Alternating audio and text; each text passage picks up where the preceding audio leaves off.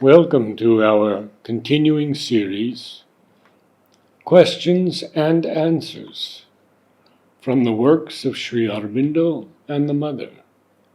Today, Flowers, Part 25, from the Mother. It is quite certain, for instance, that if you have a special affection for a plant, if, in addition to the material care you give it, you love it, if you feel close to it, it feels this. Its blossoming is much more harmonious and happy. It grows better. It lives longer. All this means a response in the plant itself. Consequently, there is the presence there of a certain consciousness. And surely the plant has a vital being. Disciple. Mother, does a plant have its own individuality? And does it also reincarnate after death? Mother. This may happen, but it is accidental. There are trees especially, which have lived long and can be the home of a conscious being, a vital being. Generally, it is vital entities which take shelter in trees, or else certain beings of the vital plane which live in forests, as certain beings of the vital live in water. There were old legends like that, but they were based on facts.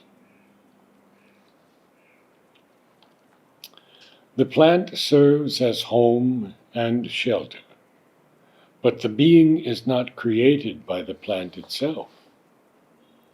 This one is the constant remembrance of the divine. This is life energy, and purified life energy. Then faithfulness, the peace of faithfulness, faithfulness to the divine, of course, and that's understood. This is divine solicitude. This is the aspiration for transformation. And the response, see how beautiful it is, like velvet. It's the promise of realization. Here is light without obscurity. And finally, realization. The first flower from the tree at Nantai. You can easily make a speech using flowers, and I have noticed that this can effectively replace the old Vedic images, for instance, which no longer hold meaning for us, or the ambiguous phraseology of the ancient initiations.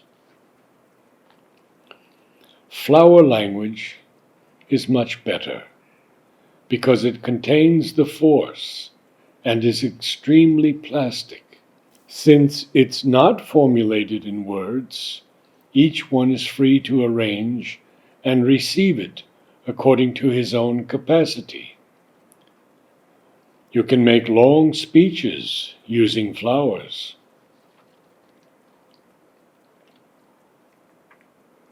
How clearly one sees and knows that even the highest, the most luminous intelligence can understand nothing.